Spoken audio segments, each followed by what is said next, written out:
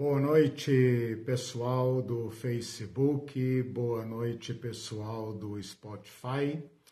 Estou tentando inicializar aqui o YouTube, mas parece que temos um problema no YouTube.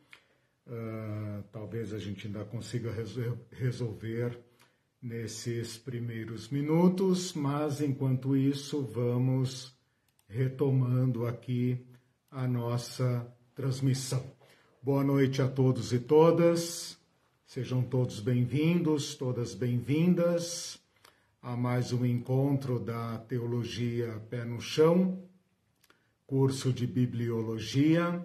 Estamos com 2 cursos correndo ao mesmo tempo, esse de sexta-feira à noite e o outro domingo de manhã. De fato, o YouTube me deixou na mão. Então, não vamos brigar com a tecnologia, vamos aqui pelo Facebook. Se alguém, por acaso, puder acessar lá o YouTube, deixe o aviso. A Irene não está aqui comigo hoje, não está muito bem de saúde, mas nós estamos aqui para dar seguimento. Como eu estava dizendo, nós estamos com 2 cursos em andamento, esse curso sobre Bíblia, nas sextas-feiras à noite, e o curso sobre Igreja e Reino de Deus, no domingo, às 10 da manhã. Todo esse material é oferecido gratuitamente, de modo a contribuir com a formação, com a curiosidade que as pessoas possam ter sobre assuntos que, independentemente da vontade ou do gosto popular, se tornaram importantes. Hoje mesmo tem um escândalo aí na mídia sobre um pastor que invoca salmos imprecatórios para Deus massacrar ou quebrar os seus inimigos políticos. Então, isso mostra como a Bíblia se tornou um perigo. E por causa disso, o nosso curso se torna tão relevante. Enquanto vocês vão entrando aí na sala, eu peço para que curtam, compartilhem. Se porventura puderem acessar o YouTube e deixar lá um recado, deixe-me tentar aqui mais uma vez. Ver se eu consigo inicializar a câmera do... não deu, então não vamos brigar.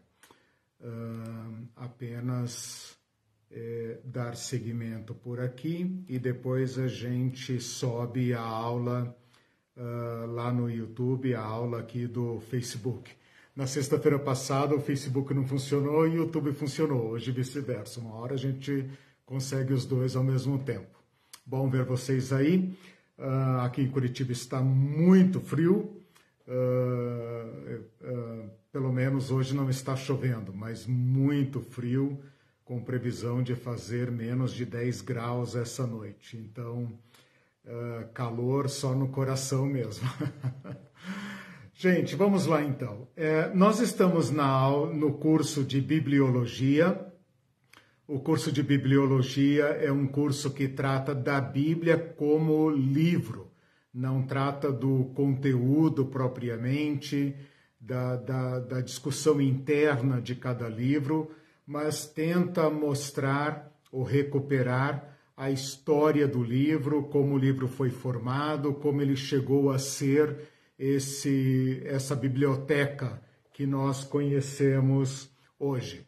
Nós fizemos 2 aulas introdutórias para explicar certos conceitos técnicos importantes para a compreensão desta matéria.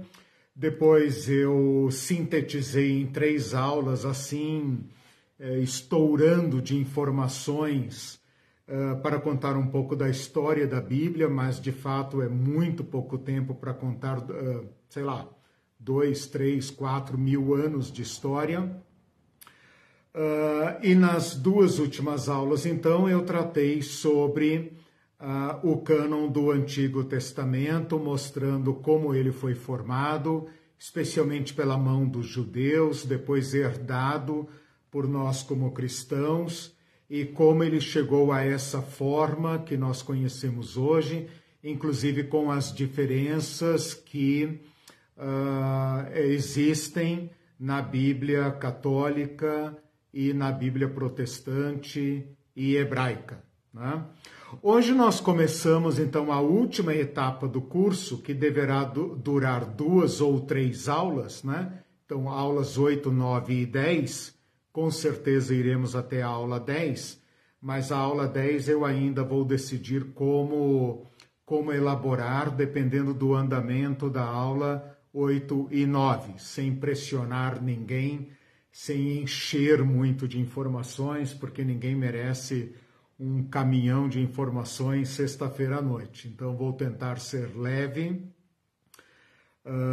e, ao mesmo tempo, abranger todo o assunto necessário. Nós começamos hoje, então, na aula 8, o cânon do Novo Testamento. Quando eu digo cânon, estou me referindo ao conjunto de livros que compõem o que nós cristãos chamamos de Novo Testamento.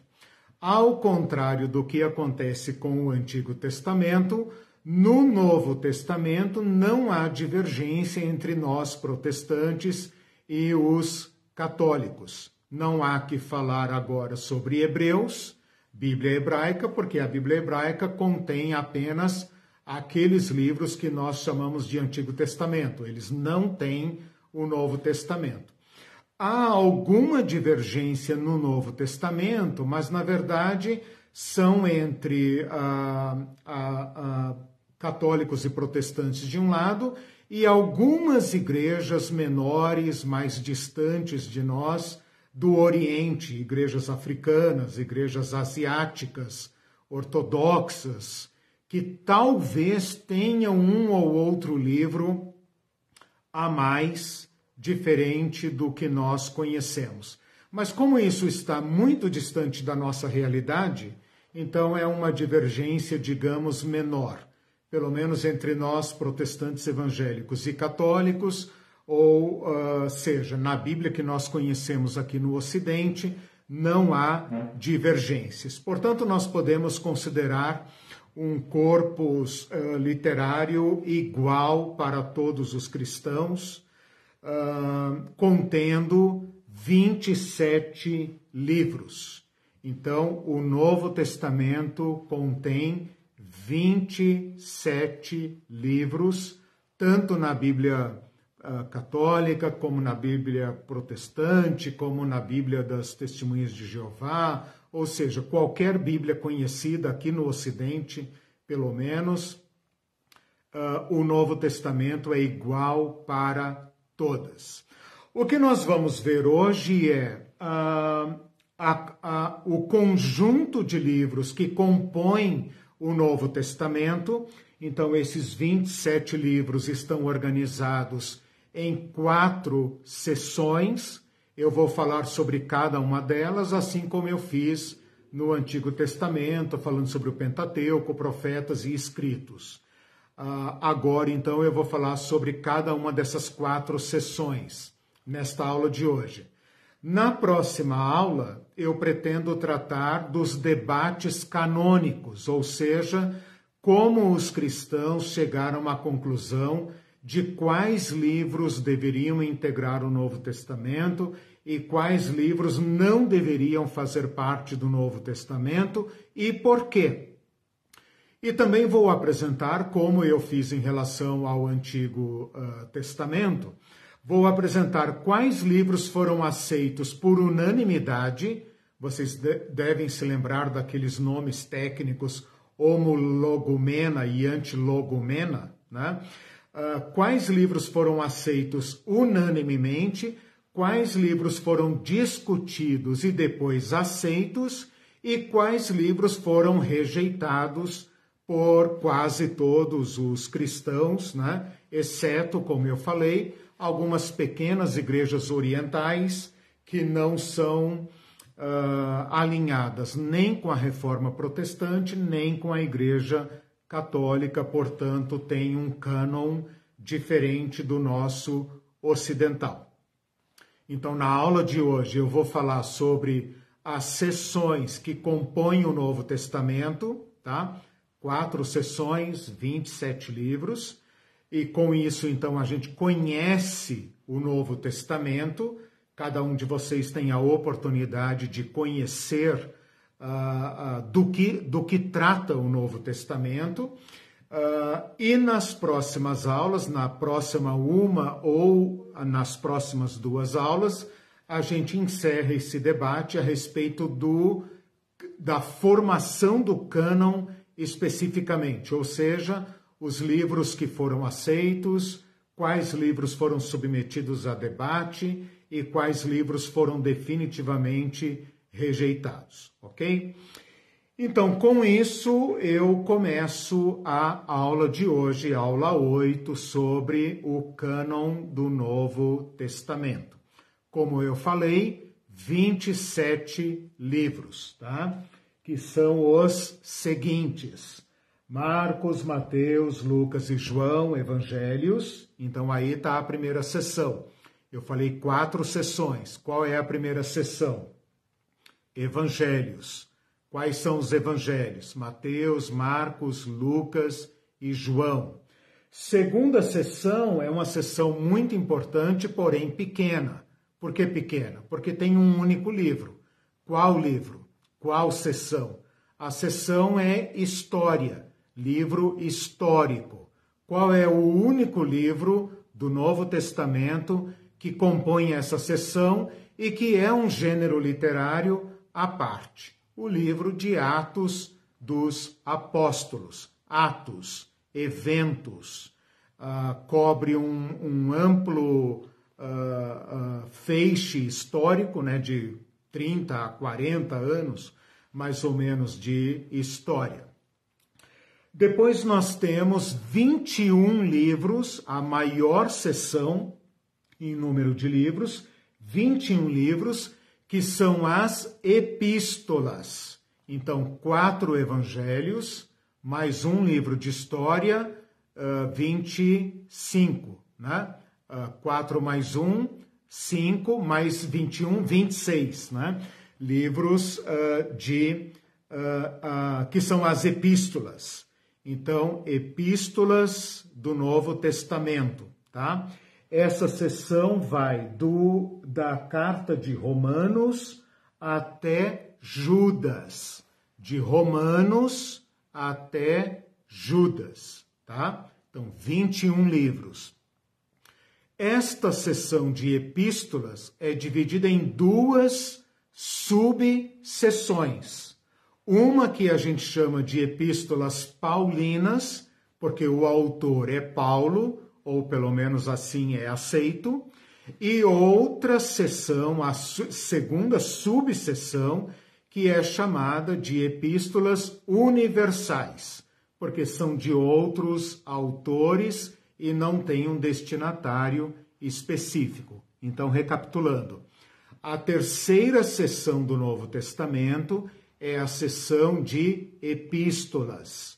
Estas 21 epístolas que vão do livro de Romanos até Judas, essas 21 epístolas se subdividem em 2 seções.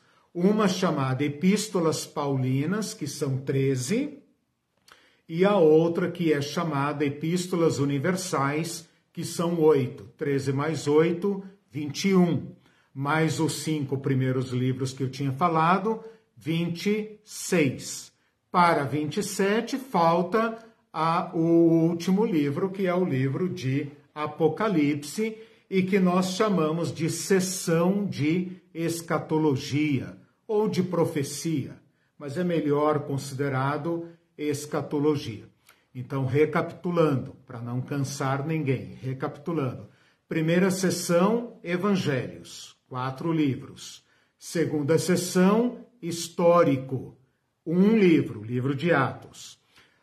Terceira sessão, sessão de Epístolas, 21 epístolas, subdivididas em 2 conjuntos, paulinas, 13 epístolas, universais, 8 epístolas.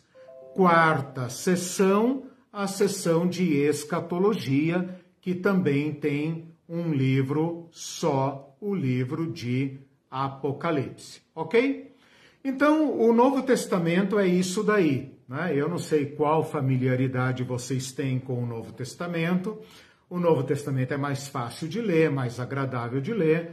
Pode ser que alguns de vocês tenham lido o Novo Testamento diversas vezes, inteiro, ou pelo menos grandes porções, mas talvez alguns de vocês que me ouvem, que me assistem, nunca tenha se dado o trabalho, nunca tenha tido a oportunidade de pensar o conjunto inteiro do Novo Testamento.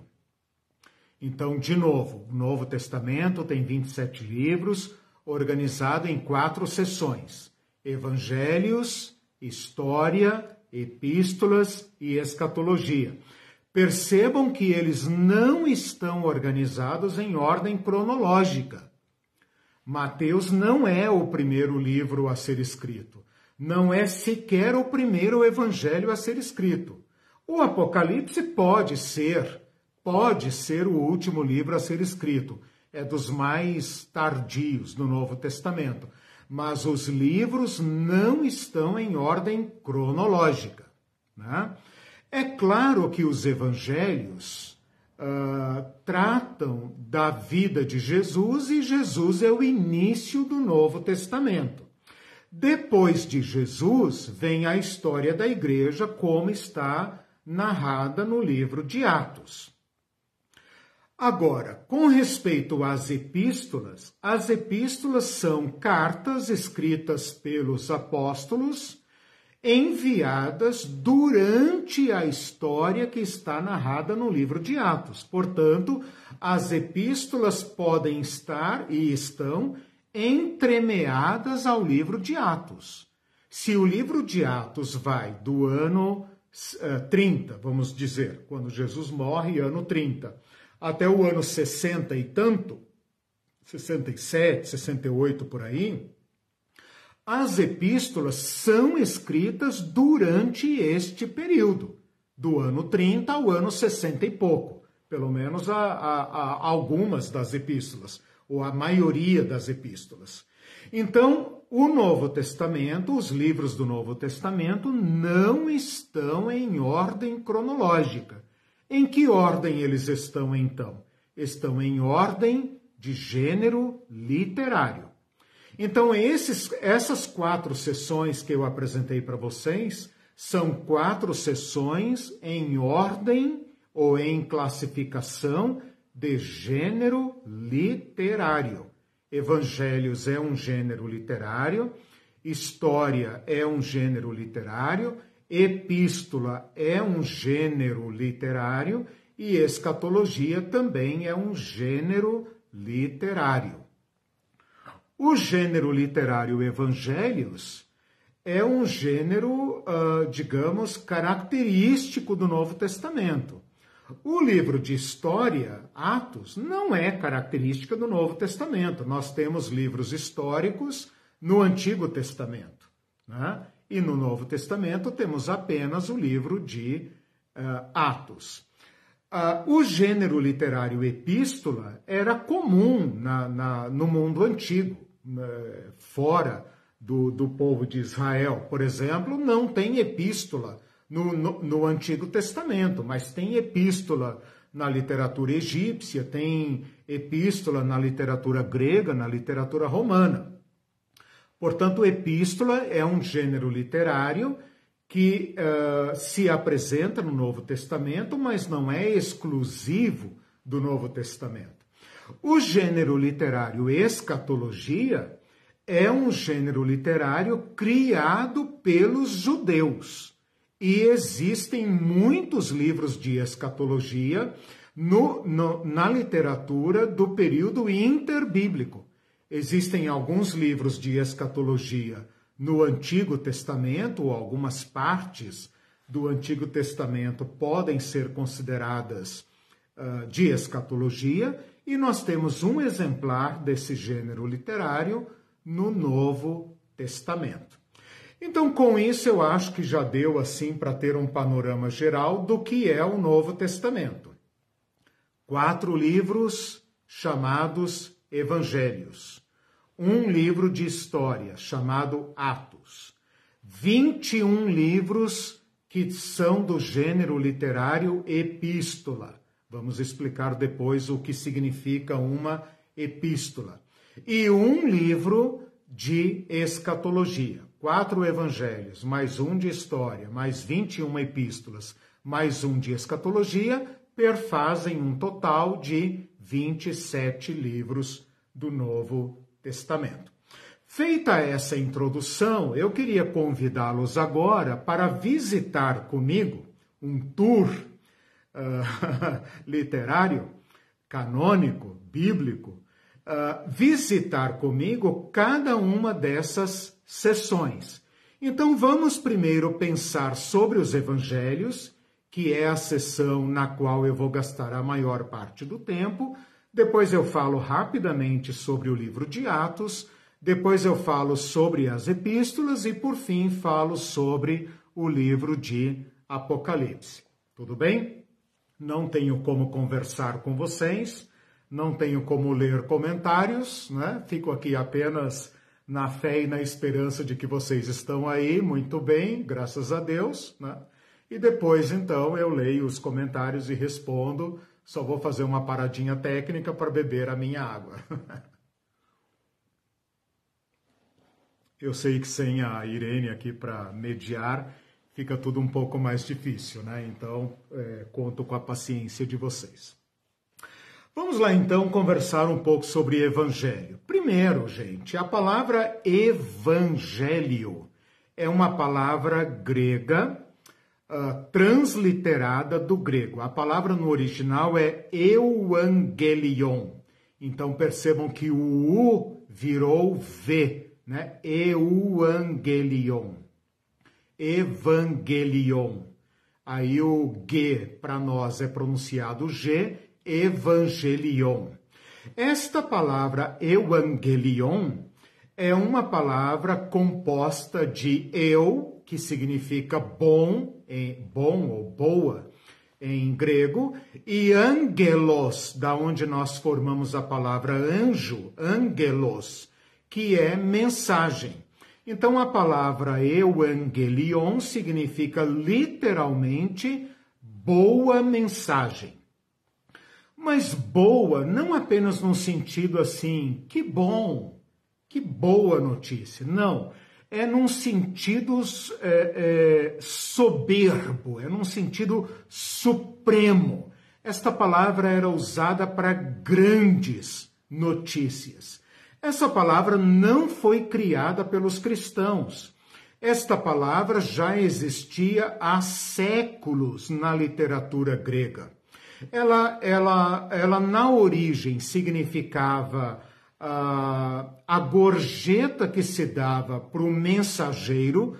Lembra que na época que não tinha tecnologia e etc., o mensageiro era extremamente importante para correr e entregar mensagens importantes.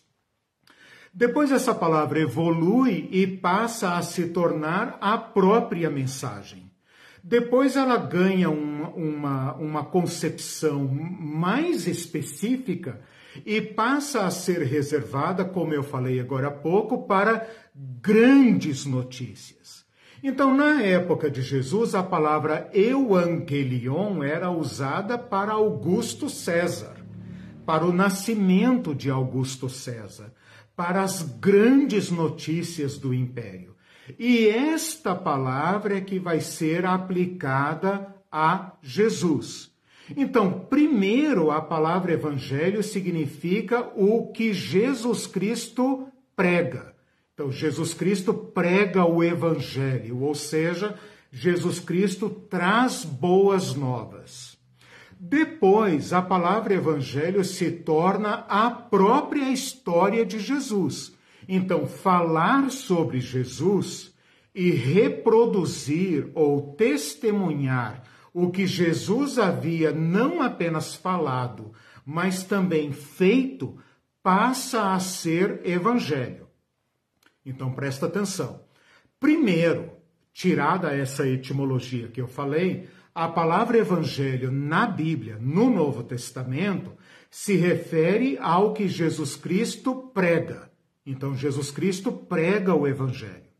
Depois, os discípulos vão pregar o que Jesus Cristo pregava e vão pregar sobre o próprio Cristo.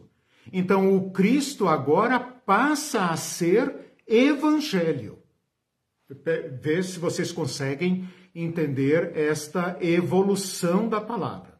Então, anunciar Jesus Cristo, dar testemunho do que Jesus Cristo fez, que Jesus Cristo morreu e ressuscitou, passa a ser evangelho. Então, é nesse sentido que o Novo Testamento vai usar a palavra evangelho. Depois de algumas décadas, evangelho passa a ser o nome do escrito sobre Jesus Cristo. Então, estou anunciando para vocês uma terceira acepção da palavra evangelho, tá? Então, primeiro é o que Jesus Cristo prega. Segundo, é a mensagem total sobre o próprio Jesus Cristo. Quando a igreja assume, os primeiros cristãos assumem a proclamação do que Jesus Cristo falou, era e fez. Então, esse é um segundo nível de significado da palavra evangelho. Num terceiro nível, a palavra evangelho passa a significar o testemunho escrito sobre Jesus Cristo. E então você vai ter o evangelho segundo Mateus, o evangelho segundo Marcos, evangelho segundo Lucas e evangelho segundo João. Então alguém poderia perguntar, tá, mas então tem 4 evangelhos? Não, um evangelho só, anunciado em 4 livros. Porém, cada um destes livros, Mateus, Marcos, Lucas e João, agora também passam a se chamar evangelho. Então eu posso falar os evangelhos, preferencialmente até com letra maiúscula, porque agora ele é um substantivo próprio, ele é o nome do livro, e não é a mensagem, não é aquilo que Jesus Cristo falava, mas é o testemunho sobre Jesus Cristo na forma escrita. Espero que tenha dado para entender. Um quarto sentido da palavra evangelho é o sentido que o evangelho assume como literatura, mas não apenas como literatura, como gênero literário. E aqui tem uma discussão interessante sobre isso. Se a gente parar um pouco para perguntar que tipo de literatura ou são os evangelhos, os 4 evangelhos. Que tipo de literatura é? Eu poderia dizer que são livros históricos. E então eu poderia dizer, olha, Mateus, Marcos, Lucas e João e Atos são livros de história. Tudo bem, não deixa de ser uma história, porque conta a história de uma pessoa. Quando a gente se refere à história de uma pessoa, a literatura dá um nome específico para essa história. Uma coisa é você contar a história da igreja, outra coisa é você contar a história de uma família. E quando você conta a história de uma pessoa, você está diante de uma biografia. Então você tem, por exemplo, a biografia do rei fulano, a biografia do Pelé, a biografia do cantor, a biografia do artista, a biografia de um certo político, de um filósofo. Biografia. Num certo sentido, os evangelhos são biografias.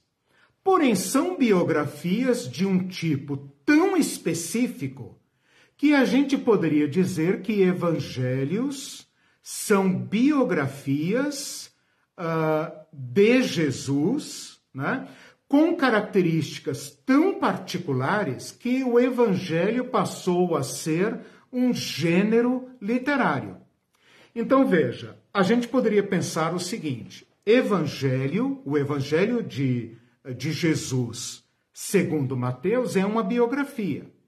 Porém, quando você compara a biografia de Jesus, segundo Mateus, segundo Marcos, segundo Lucas ou segundo João, ela tem características tão próprias que ela extrapola as características de uma biografia.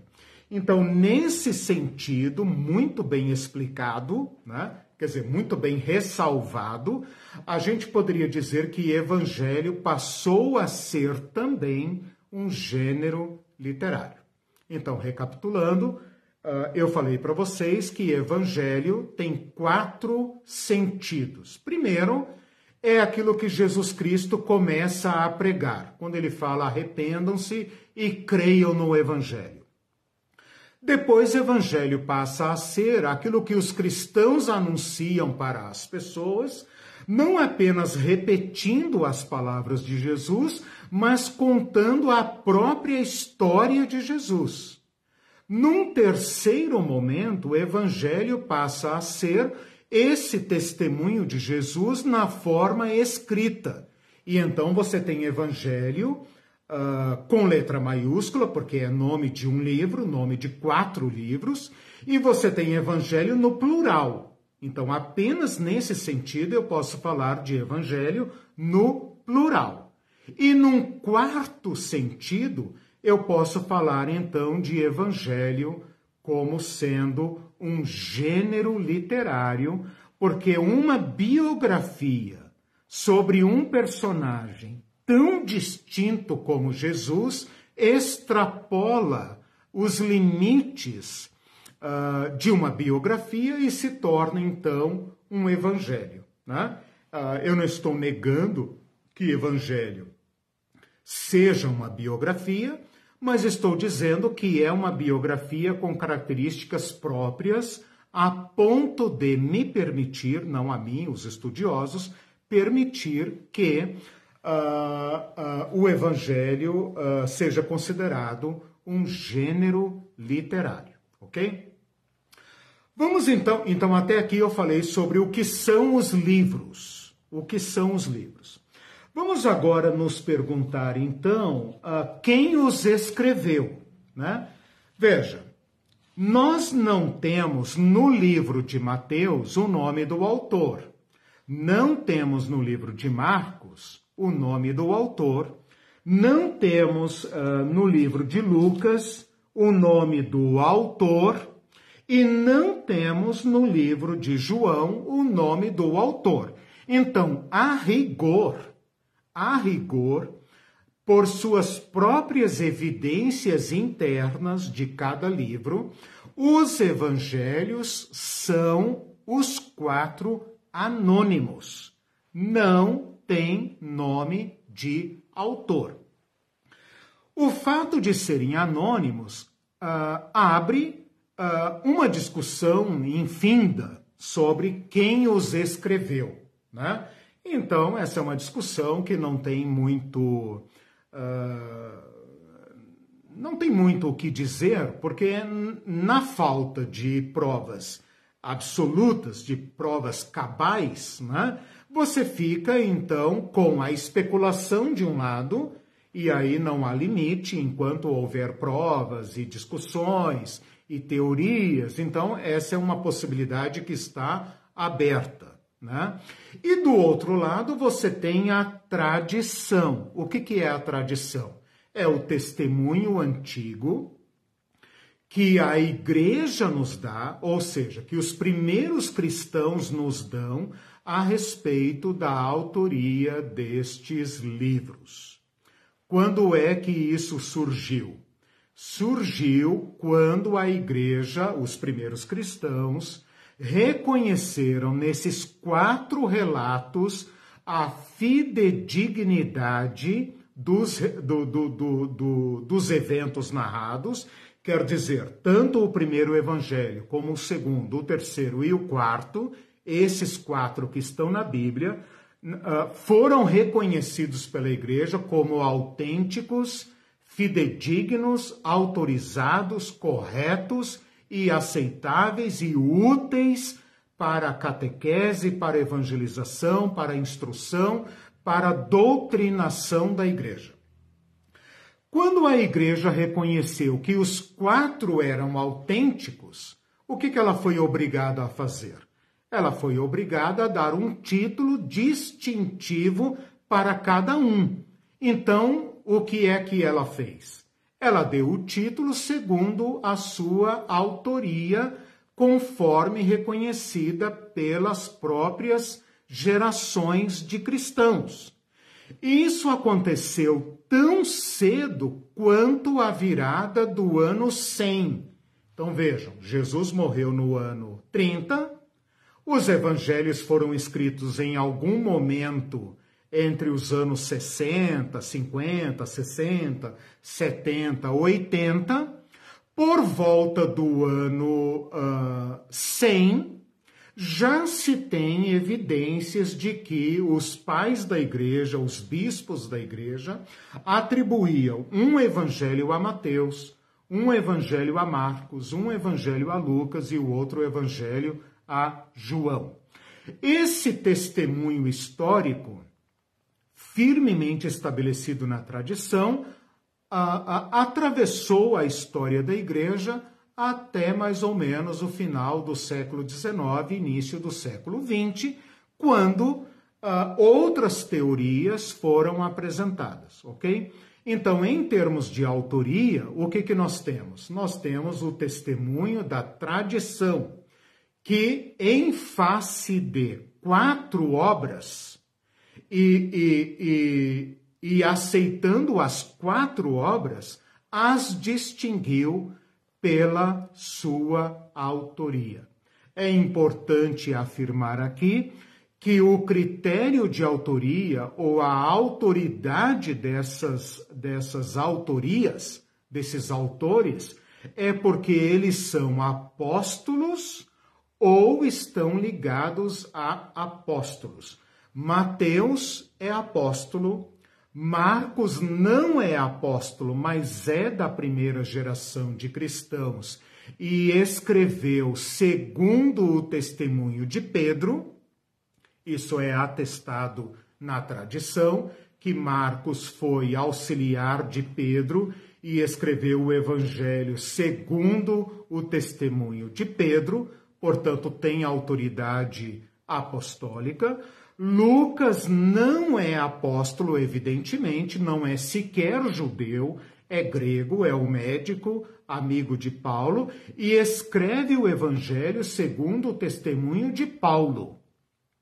Então, também tem autoridade apostólica e é o representante dos gentios aqui, né? E João é o apóstolo, embora João não se refira a si mesmo no seu próprio evangelho, a não ser como o discípulo amado, mas se você cruzar as informações e você observar que João é testemunha ocular de eventos íntimos dos 12 apóstolos, fica muito evidente que se trata de João o apóstolo.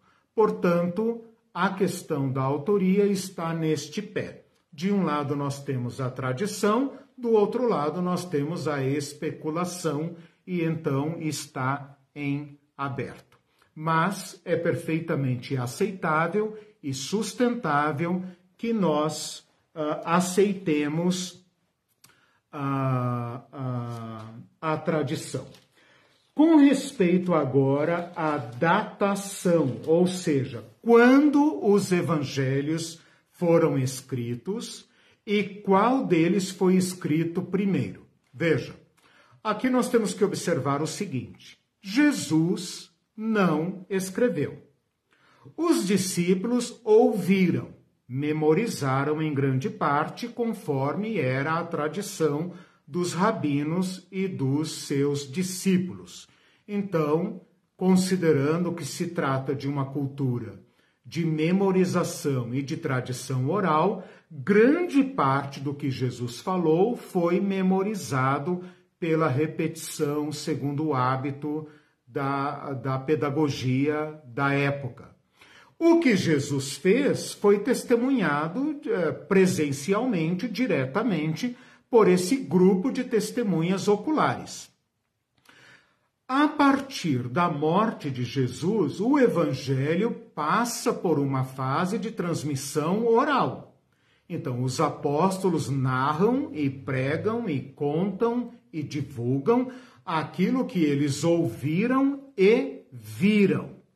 Num dado momento, que a gente não sabe dizer quando, num dado momento, entre a morte de Jesus e a expansão do Evangelho, quando o Evangelho entra em contato com pessoas de fora da Palestina, do mundo grego, que precisavam mais informações a respeito de Jesus, e também os primeiros discípulos começam a morrer, quer pela sua idade, quer por violência, martírio, perseguição, surge a necessidade de colocar por escrito a história de Jesus e a pregação de Jesus.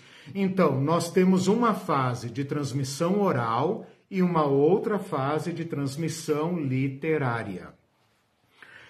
Quem escreveu primeiro, nós não sabemos. Então, pode ter sido Mateus? Pode. Pode ter sido Lucas? Menos provável, né?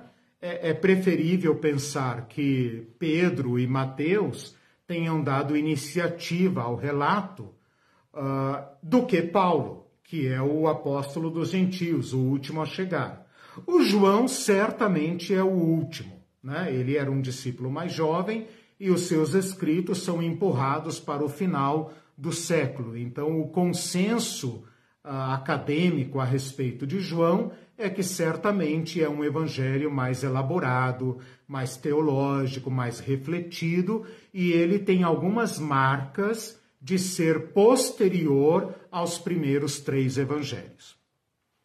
O consenso da academia teológica tende a considerar que Marcos é o primeiro evangelho. Por quê? Porque é o mais curto.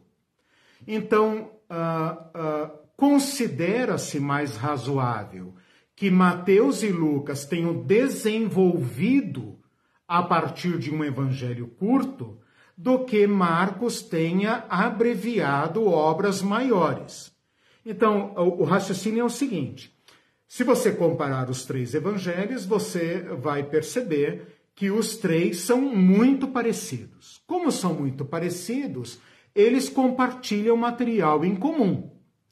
Se eles compartilham material em comum, a pergunta que os estudiosos fazem é a seguinte: será que Marcos resumiu Mateus? Ou Mateus ampliou com seu conhecimento o Evangelho de Marcos? Pela lógica, opta-se por esta segunda alternativa, ou seja, que Mateus e Lucas encompridaram um material sintético que veio por meio de Marcos, que por sua vez vem através de Pedro, que era da cúpula dos 12. Então, pensa-se hoje, esse é o maior consenso, que Marcos é o primeiro evangelho a ser escrito, o mais antigo, o mais sintético, que Lucas e Mateus são mais ou menos segundo e terceiro, e por último o Evangelho de João. E eu vou explicar por quê. Esses primeiros 3 evangelhos, Mateus, Marcos e Lucas, são chamados sinóticos, sinóticos. Sin é uma palavra grega, sinótico é uma palavra grega que significa mesma ótica, mesmo olhar. Sin significa junto. Ótica, sinótico, ótico, olhar, um olhar só. Então, um olhar junto. Você pode perfeitamente colocar em 3 colunas Mateus, Marcos e Lucas, e você vai ver que eles formam 3 colunas paralelas, né? Se você fizer isso, você vai perceber que Marcos está quase totalmente contido no Evangelho de Mateus. quase totalmente contido no Evangelho de Lucas. Então, Lucas e Mateus copiam quase que integralmente o Evangelho de Marcos. Repetem o Evangelho de Marcos. A gente chama isso de textos paralelos. Por que paralelos? Porque você pode colocar em colunas paralelas. Se você procurar na internet, de repente você até encontra pronto os evangelhos em ordem paralela. Quando você coloca os 3 evangelhos em colunas paralelas, você vai perceber o seguinte. Então, primeira coisa, Marcos está quase que totalmente presente em Mateus e em Lucas. Você vai perceber que depois, então tira Marcos de lado. Vamos trabalhar agora com Mateus e Lucas. Você vai perceber que Mateus e Lucas têm material em comum, que não está presente em Marcos, que só está presente em Mateus e Lucas. Então, essa é uma segunda informação importante, né?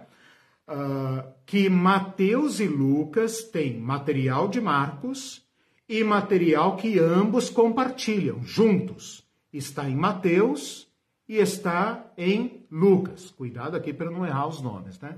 Mateus e Lucas. Uma terceira observação é que Mateus tem material exclusivo e Lucas tem material exclusivo.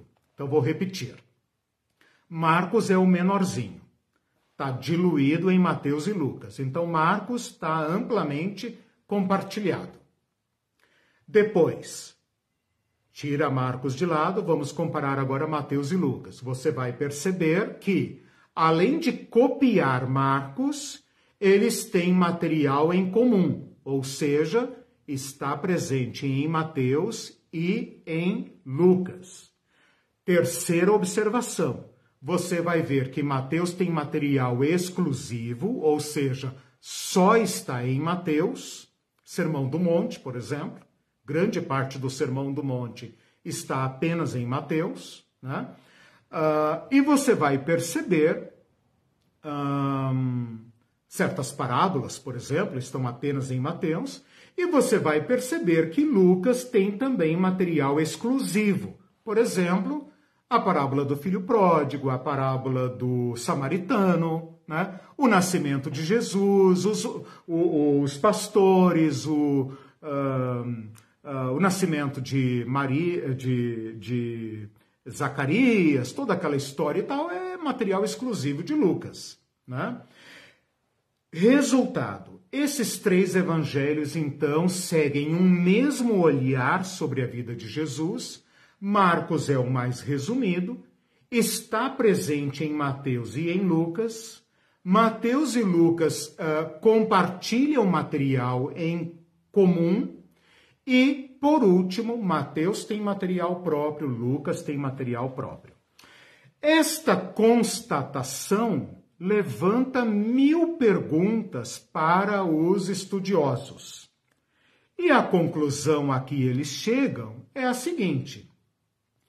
Um dos evangelhos, provavelmente Marcos, foi escrito primeiro e foi aproveitado por Mateus e Lucas. Mateus e Lucas, por outro lado, deve ter tido acesso a um proto-evangelho, a um material comum que ambos compartilharam e que nós não sabemos que material é esse, né?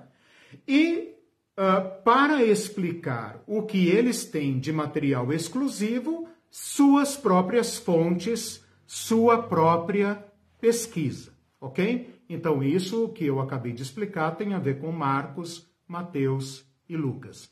João tem um olhar diferenciado. Se você comparar o Evangelho de João com os Evangelhos sinóticos, você vai ver que ele é muito diferente. Que ele praticamente aborda aspectos da vida de Jesus que não estão presentes nos primeiros 3 evangelhos. Discursos de Jesus, né? João é um evangelho que dá preferência a debates de Jesus, ele dá preferência ao encontro de Jesus com autoridades, ele privilegia os discursos íntimos de Jesus com os discípulos, ele tem poucos milagres, ele não tem nenhuma parábola, quase nenhuma parábola, né? Então, João é um evangelho que parece ter tido conhecimento dos primeiros três e resolveu escrever uma obra mais refletida, mais teológica, mais amadurecida, também para testemunho. Por essa razão, a igreja acatou os 4 evangelhos e os preservou sem tentar, ou pelo menos sem, como é que fala? Sem resumi-los, sem harmonizá-los, esse é o termo técnico, sem tentar harmonizar, né? Algumas pessoas tentaram fazer isso, alguns deram muito certo, fizeram a cabeça de muitos cristãos na antiguidade, mas no final das contas a igreja preferiu preservar os 4 relatos como 4 testemunhas de Jesus e não tentar fazer uma harmonização, tentar fazer uma fusão dos 4 relatos, né? Ela preservou exatamente como recebeu. Para encerrar essa parte dos evangelhos, eu queria que vocês lessem comigo, ou pelo menos acompanhassem a leitura, do prefácio do Evangelho de Lucas, quando ele escreve o método usado para escrever seu evangelho e que nos ajuda a entender isso que eu acabei de falar para vocês. Então veja, o Evangelho de Lucas, capítulo 1, versículo 1 a 4, Lucas nos explica em que pé estava a tarefa de escrever a biografia de Jesus e como ele a cumpriu. E isso é de um valor inestimável para nós, para essa matéria que nós estamos estudando. Lucas diz o seguinte, Lucas capítulo 1, versículo 1.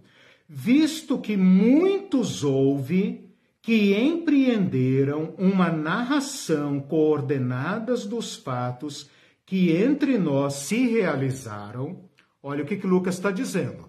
Ele está dizendo que muitas coisas aconteceram, nós fomos testemunhas, e muitos desses que foram testemunhas empreenderam uma narração coordenada dos fatos.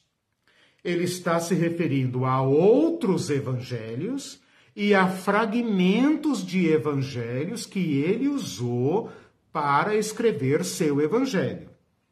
Versículo 2.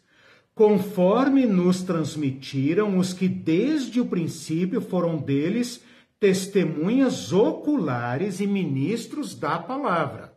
Esse versículo 2 indica que Lucas está a uma certa distância dos eventos e que ele recorre a testemunhas oculares e pessoas que assumiram a tarefa de compartilhar estes fatos. Então, olha o versículo 2. Conforme nos transmitiram, ou seja, Lucas não é testemunha ocular, ele recebeu a transmissão de testemunhas oculares destas coisas que aconteceram no princípio. Então, Lucas está deixando muito claro. Jesus viveu, há muitas testemunhas dos fatos, dos eventos. Eles nos transmitiram isso e mais. Muitos deles colocaram por escrito. Versículo 3. Igualmente a mim me pareceu bem, depois de acurada investigação, olha aqui o trabalho de pesquisador, de historiador, de entrevista que Lucas fez para compor a biografia de Jesus.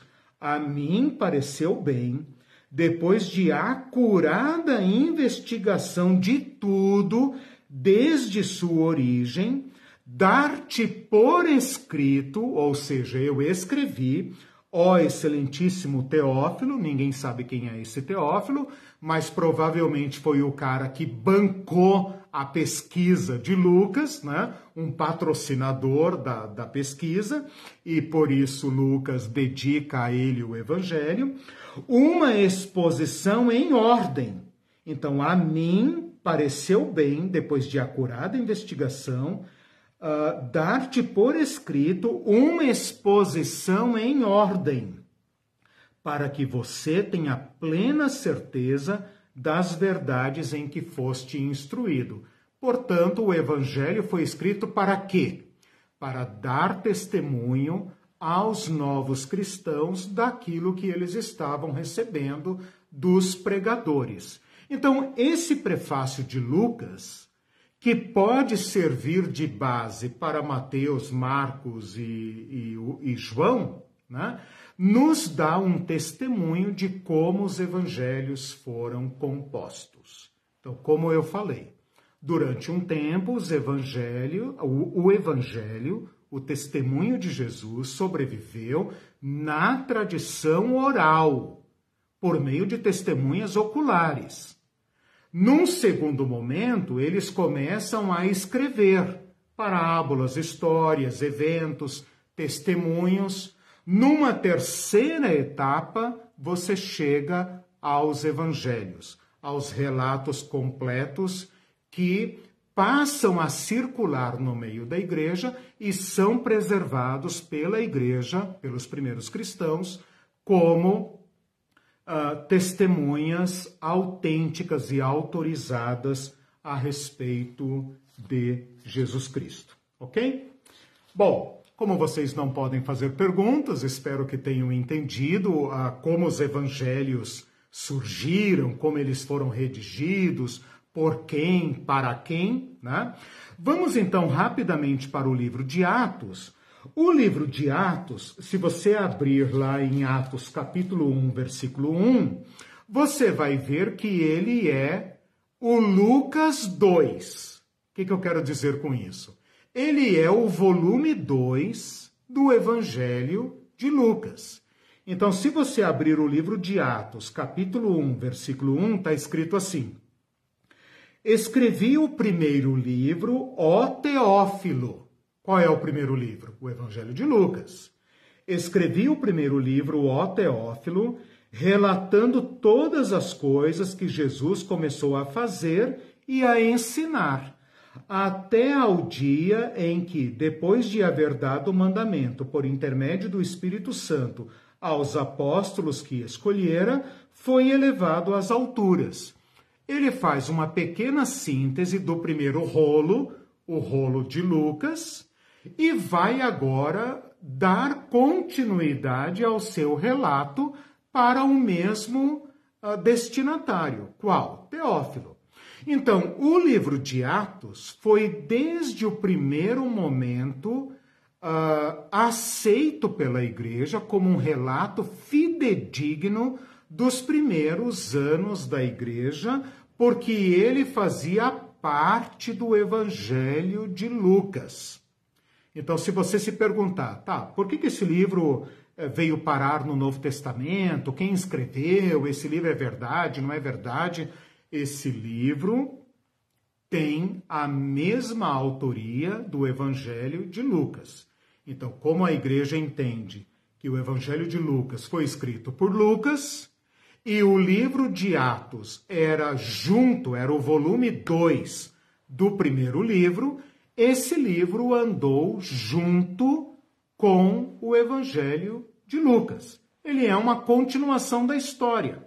Ele pega o Cristo ressuscitado, conta a ascensão de Jesus, conta o Pentecostes e vai contando a história da igreja até chegar a Roma.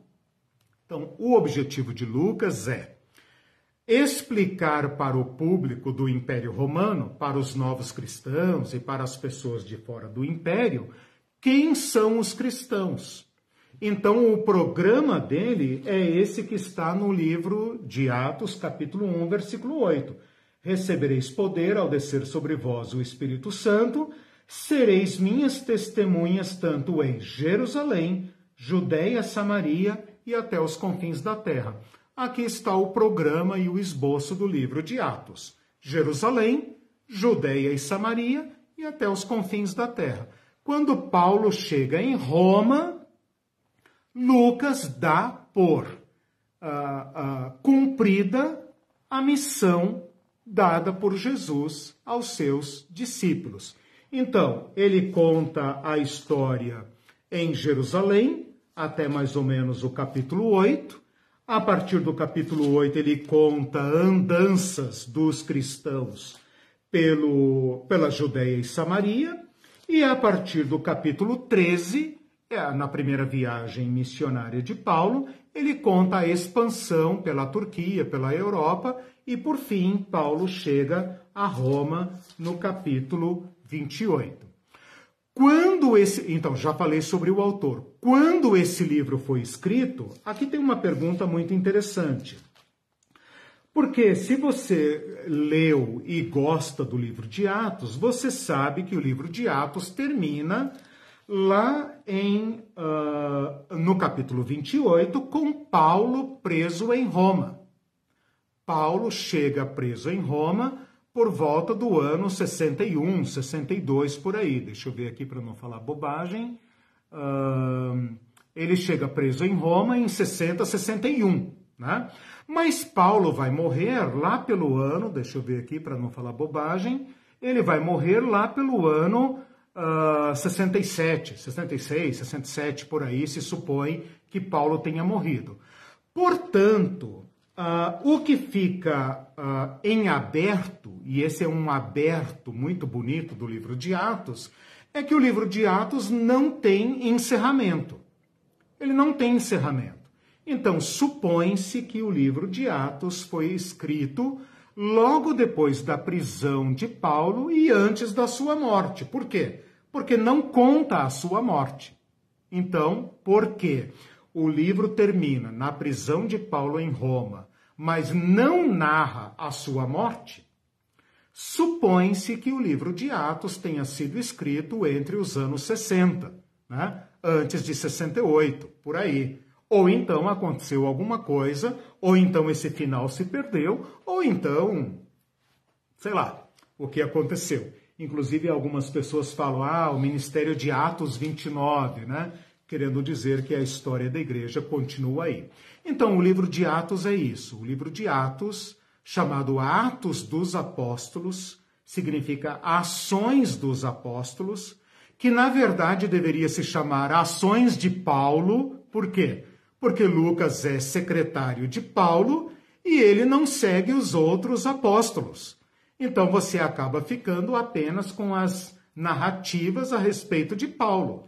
Se Lucas tivesse seguido Barnabé, tivesse seguido Pedro, tivesse seguido Mateus, tivesse seguido Filipe, sei lá, qualquer apóstolo, nós teríamos outras histórias.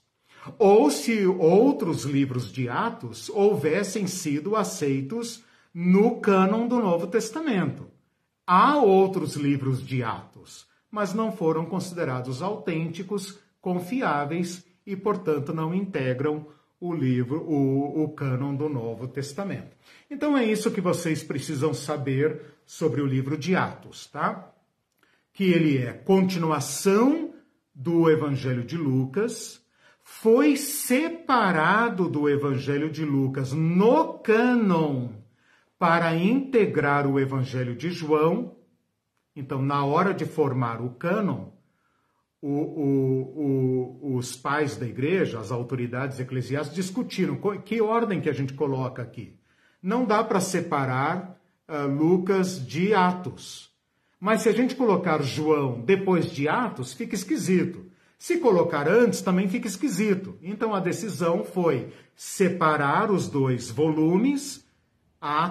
Lucas fica como terceiro evangelho, João, quarto evangelho, e logo na sequência o livro de Atos, para dar uma certa continuidade aos eventos, ok? O autor, então, é o mesmo, a ordem no cânon é essa que eu acabei de dizer, e a data, provavelmente década de 60, porque é escrito pelo mesmo autor e porque não tem um final conclusivo. O livro termina em aberto, como se o autor tivesse morrido, ou não tivesse completado, ou sei lá, alguma coisa acontece e o livro fica sem encerramento, ok? Vamos então rapidamente falar sobre as epístolas, muito rapidamente, apenas para pincelar as informações gerais, a partir do livro de Romanos. Nós entramos então na seção de epístola. A palavra epístola é um tratado, ele é um escrito. O que é uma epístola? É um escrito enviado para alguém ou para um grupo de alguéms, né? Então, enviado para uma pessoa ou para uma comunidade, um grupo de pessoas, e ele tem uma característica de ser pedagógico. Normalmente é um ensino, é um escrito, obviamente, é literário, portanto, por escrito, né? Uma epístola por definição, escrita, mas ela se distingue como gênero literário por ser algo que contém ensino, contém instrução. Então, a gente chama popularmente de carta, carta aos Romanos, carta de Paulo, carta de Tessalonicenses, carta, tudo bem, todo mundo entende o que é uma carta. Se bem que daqui a pouco nós vamos ter que chamar de e-mail, né? Porque os mais novos não vão saber o que é carta, né? Mas carta é um nome popular. O nome correto é epístola. Por quê? Porque se trata de um escrito endereçado a alguém individual ou a uma comunidade com fins didáticos, doutrinários, de instrução. Isso é uma epístola. As epístolas, então, são divididas em dois grupos, tá? Um grupo é de epístolas paulinas, porque Paulo é o autor, ou mesmo que se conteste a autoria de Paulo, é escrita em nome de Paulo. Vocês sabem que Paulo, às vezes, não escreve de própria mão, ele usa um secretário, mas, de qualquer forma, a carta é dele. Mais recentemente, a academia, os eruditos, têm questionado a autoria de Paulo em certas cartas porque contestam certos dados internos ou então encontram algumas contradições e por causa disso, algumas epístolas são consideradas pseudo-paulinas ou não paulinas. Mas eu não vou entrar nesse mérito, porque eu dou muito crédito à tradição até prova em contrário. Então, para mim, as epístolas de Paulo são de Paulo, né? Até prova em contrário. Eu não aceito qualquer argumento só porque ele é recente. Pelo contrário, eu valorizo a informação antiga, porque o antigo está mais perto do evento e isso dá a ele uma autoridade que não pode ser contestada academicamente, né? Então, esse é o princípio que eu uso. As cartas de Paulo são classificadas em cartas eclesiais, aquelas que são dirigidas às igrejas. Então, a carta aos Romanos. Por que a carta aos Romanos chama Romanos? Porque foi endereçada aos cristãos de Roma, aos cristãos de Corinto, aos cristãos da Galácia. Galácia não é uma cidade, é uma região. Portanto, a epístola aos Gálatas é, na verdade, uma circular. Epístola aos Efésios, às igrejas de Éfeso, Filipenses, de Filipo, Colossenses, de Colossos, Tessalonicenses, de Tessalônica, tá? Então, as cartas têm esses nomes, porque são dirigidas às igrejas localizadas nestas cidades. São 9. Tem uma carta pessoal, que é Filemon. A carta a Filemon é uma epístola pessoal, né? E tem outras 3 epístolas que também são pessoais, mas são melhor classificadas como pastorais. Por quê? Porque são dirigidas aos pastores destas igrejas, que são as epístolas de 1ª e 2ª Timóteo e a epístola de Tito. Estas epístolas paulinas estão organizadas não em ordem cronológica, mas em ordem de tamanho. Olha que interessante. Não estão em ordem cronológica. Existe uma grande discussão sobre qual foi escrita primeiro, etc, etc. Mas elas estão em ordem de tamanho. Então, primeiro vem Romanos, depois Coríntios, Gálatas, Efésios, até Tessalonicenses, Filemão, depois as pastorais, mas elas estão organizadas em ordem de tamanho, ok? A ordem cronológica é muito discutível, supõe-se que Gálatas seja a primeira, Tessalonicenses a 2ª e 3ª, depois tem as cartas que Paulo escreveu na prisão, como por exemplo Efésios, Colossenses e Filemão, e provavelmente as últimas cronologicamente são aquelas dirigidas aos pastores, quando você percebe claramente que Paulo já está velho. Ele fala, por exemplo, na carta a Timóteo, na epístola a Timóteo, ele fala Paulo o velho. Eu sei que a minha hora está próxima, eu sei que o meu momento está chegado e tal. Então, provavelmente a carta de Timóteo foi escrita depois de Atos, depois do fim de Atos. Então, provavelmente Paulo foi solto daquela prisão de Atos 28 e depois foi preso novamente pelo ano 63, 64 e finalmente então não escapa mais e é morto na perseguição desencadeada pelo imperador Nero. Depois então de Tito, né, e Filemão, nós temos epístolas que são chamadas universais. E aqui o critério de classificação não é mais o autor, mas os destinatários. E porque são destinados a igrejas indefinidas, ou pelo menos desconhecidas, elas são chamadas universais, ou seja, são para a igreja toda. Não é destinada a um grupo especificamente. São cartas que circularam amplamente no meio da igreja. Então, elas são chamadas universais ou católicas. Mas católico aqui não tem nada a ver com a igreja católica, tem a ver com o fato de ser universal. A palavra católico significa universal, né? Do mundo todo, kataholos, né? Do mundo todo, geral. Então, por isso, elas são chamadas universais ou gerais ou católicas. Quais são essas epístolas, então? São as epístolas de Hebreus, que ninguém sabe o autor, né? Tradicionalmente se pensa em Paulo, porém ninguém sabe exatamente quem é o autor.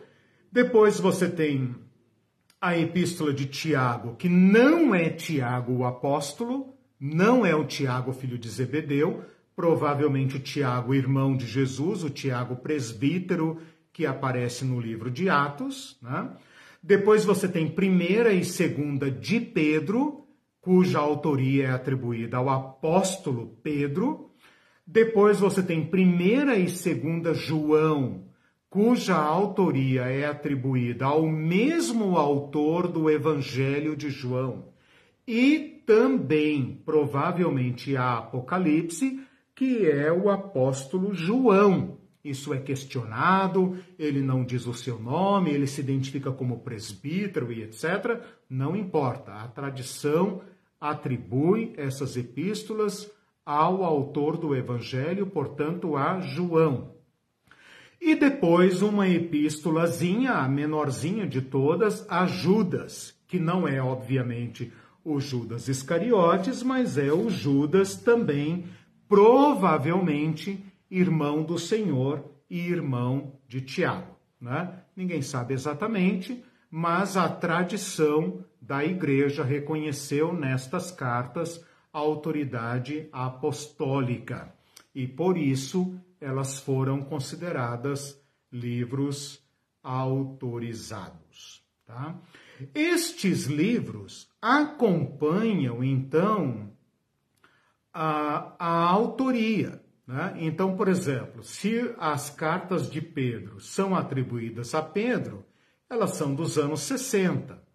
Se as cartas de João são de fato do apóstolo João, elas são atribuídas aos anos 80, 90, porque supõe-se que João era muito jovem na época de Jesus e morreu de elevada velhice, segundo a história da igreja, segundo a tradição, segundo as histórias da segunda geração de cristãos. Ele morreu muito tardiamente, nos anos 90, e o Judas também é uma das epístolas tardia, que as pessoas não sabem exatamente de que época que é, mas como a circulação dela é mais localizada, supõe-se que ela também seja tardia, né? Então, essas são as epístolas universais, tá? Recapitulando, as epístolas vão de Romanos até Judas. No primeiro grupo, nós temos as epístolas atribuídas à autoria de Paulo. As epístolas de Paulo são eclesiais, que vão de Romanos até Tessalonicenses, né? E depois nós temos aquelas pessoais, que são pastorais, e a que é estritamente pessoal, que é de Filemon. Filemon é um bilhetinho, né? Filemon é um bilhetinho que provavelmente Paulo anexou à Epístola de Colossenses e manda junto com a Epístola de Colossenses como um bilhetinho, uma mensagem particular encaminhada a esse irmão Filemon, na casa de quem provavelmente funcionava uma igreja doméstica. Tiradas as epístolas de Paulo, restam 8 epístolas. Quais são essas epístolas? Hebreus, Tiago, 1ª e 2ª de Pedro, 1ª, 2ª e 3ª de João e Judas, tá? São epístolas. A epístola de Hebreus é belíssima, riquíssima, porém não tem abertura. Eu falei que Atos não tem fechamento. A epístola aos Hebreus, que tem um nome extremamente curioso, né? Aos Hebreus, né? Quem são esses hebreus? Aos Hebreus, né? Provavelmente cristãos de origem judaica. Mas ele não tem abertura. Então, a epístola tem algumas características. Quais são as características da epístola? A abertura, eu, fulano de tal, aos irmãos da igreja tal, elogio, parará, parará, depois ele ensina, tal, e no final ele tem saudações, encerramento, a bênção, a despedida e tal. A epístola aos Hebreus não tem abertura. É como se alguém tivesse perdido ou apagado ou deteriorado os versículos de abertura, nos quais deveria constar o quê? Eu, apóstolo Paulo, da parte de Deus, aos irmãos hebreus espalhados, parará. Não tem. Começa assim, havendo Deus outrora falado muitas vezes e de muitas maneiras aos pais pelos profetas. Então, se essa epístola tinha uma abertura, uma sessão de abertura, ela se perdeu. Porém, se você olhar lá no capítulo 13, ela tem fechamento. E o fechamento é muito parecido com o fechamento das epístolas de Paulo. Por exemplo, ele fala, orem por nós, né? Ele fala, ora, o Deus da paz, parará, ele dá ali uma bênção, um amém. Versículo 22, rogo ainda, irmãos, que suportem essa presente palavra de exortação, tanto mais quanto vos escrevi resumidamente. É um baita de um tratado e o autor fala, escrevi resumidamente, vai, né? Então imagina se ele tivesse escrito com tempo e com material, né? Depois ele fala assim, notifico-vos que o irmão Timóteo foi posto em liberdade. O irmão Timóteo, companheiro de Paulo, foi posto em liberdade. Com ele, caso venha logo, vos verei, né? E aí saudem uns aos outros, etc, etc. Os da Itália vos saúdam, Parece que o autor está na Itália, né? Onde Paulo andou, onde outros irmãos andaram, e no final a graça seja com todos vocês.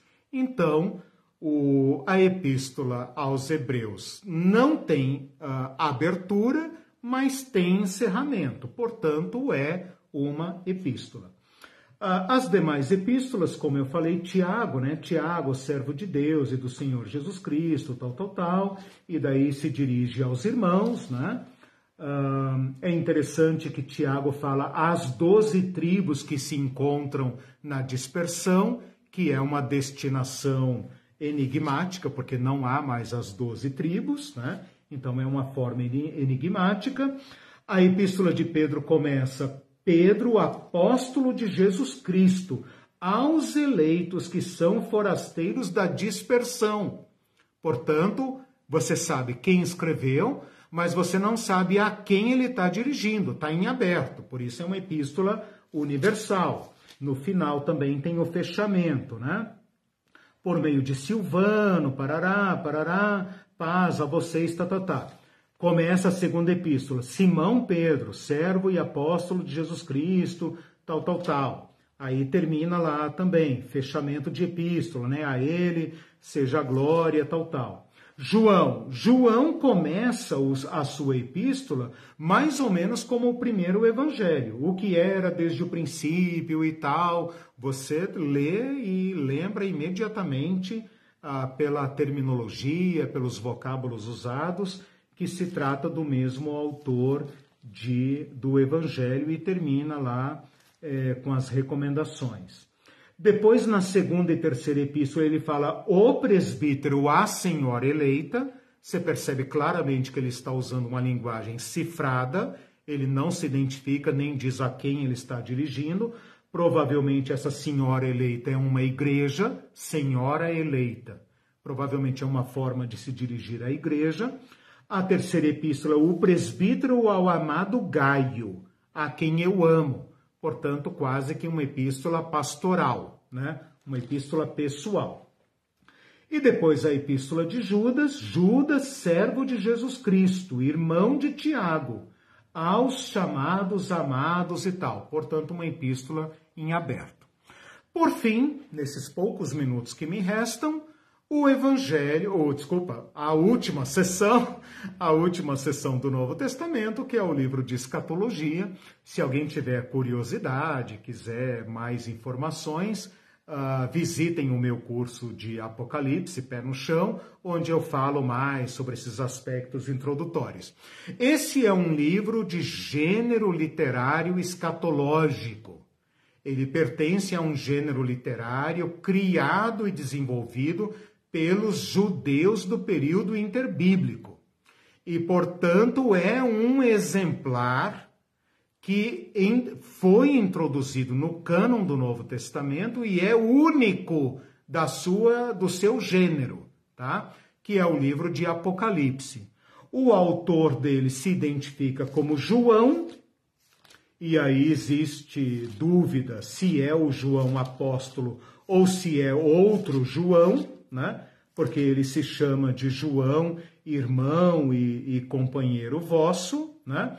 A gente entende que pelo testemunho da tradição é João, mas isso não está absolutamente definido, né? E a quem é dirigido o livro de Apocalipse? Às 7 igrejas que se encontram na Ásia. Então, o livro de Apocalipse, ele tem características de uma epístola, mas o seu conteúdo é escatológico, portanto, ele é único da sua espécie e não se confunde com a seção de epístolas, ok? O seu conteúdo é escatológico, né? Ele trata de um tema exclusivo no Novo Testamento, que Jesus trata, Paulo trata, Pedro trata, mas não com a mesma extensão que o livro de Apocalipse, e ele deve ter sido escrito, segundo se supõe, na última década do primeiro século, durante a perseguição de Domiciano, do imperador, que deslanchou uma perseguição das mais violentas, a segunda grande perseguição situada no primeiro século. A primeira foi a de Nero, na qual, ou durante a qual, Pedro e Paulo foram martirizados, e a segunda sob o domínio de Domiciano, que deslancha também uma grande perseguição por toda a igreja, e João é preso nesse período, embora, segundo a tradição, não tenha morrido nesta perseguição, mas tenha sobrevivido e morrido de longa velhice.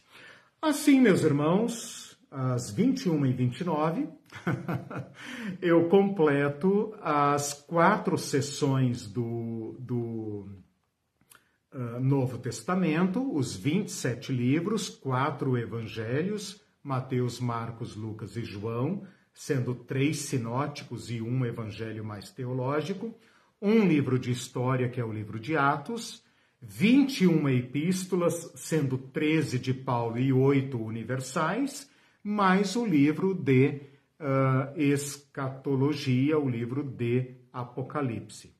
Com isso, nós encerramos o estudo inicial do cânon do Novo Testamento. Só para vocês terem uma ideia da ordem cronológica dos livros do Novo Testamento, a gente poderia colocar assim. Claro que isso aqui é discutível, mas só para vocês terem uma ideia, só para vocês pensarem como as coisas se deram na prática. O primeiro livro do Novo Testamento a ser escrito, o primeiro livro, agora eu coloquei os 27 livros num balaio só, e vou colocar os 27 em ordem cronológica. O primeiro a ser escrito é Gálatas, não é Marcos, não é Mateus, é Gálatas, na década de 40, final da década de 40. Na década de 50, a gente tem provavelmente 1º e 2º Tessalonicenses, Filipenses, 1º e 2º Coríntios e Romanos. Na década de 60, a gente tem o Evangelho de Marcos, o Evangelho de Mateus, o Evangelho de Lucas, a Epístola de Tiago, Efésios, Colossenses, Filemão, 1º e 2º Timóteo, 1º e 2º Pedro. Na década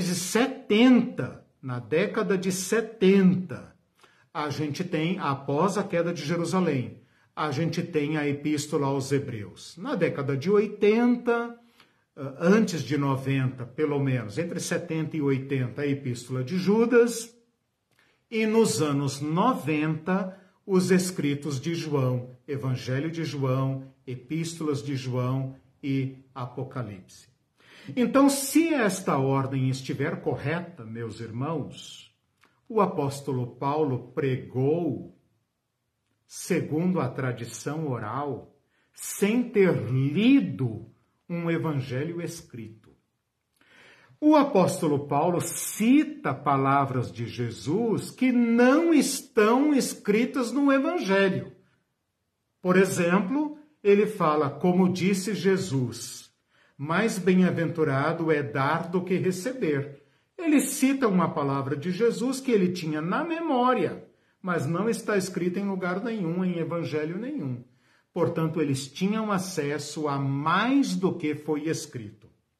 E quando ele ensina a Santa Ceia para os cristãos de Corinto, dizendo, eu lhes entreguei o que eu recebi, que da noite em que foi traído, Jesus, tendo dado graças, partiu o pão e disse, isto é o meu corpo que é dado que é dado por vós, façam isso em memória de mim. Ele está citando o evangelho de memória, porque nesta época não tem ainda evangelho escrito. E se você pegar os relatos do evangelho, você vai ver que estão exatamente como Paulo cita aqui. São evidências de uma sobrevivência da tradição de Jesus na forma oral que o próprio escrito do Novo Testamento testifica. E só para terminar, em Timóteo, Paulo fala o seguinte: Timóteo, aquilo que você ouviu de mim e de diversas testemunhas, você transmite a homens fiéis e idôneos para que eles instruam a outros. Paulo está dizendo claramente: não há material escrito suficiente para ensinar os cristãos. Confiem na memória. Guardem o testemunho de Jesus. Porque se vocês tiverem o testemunho de Jesus bem guardado na sua mente, vocês vão saber se esse evangelho que está correndo por aí é verdadeiro ou é falso, e se essas epístolas que estão correndo por aí são verdadeiras ou falsas.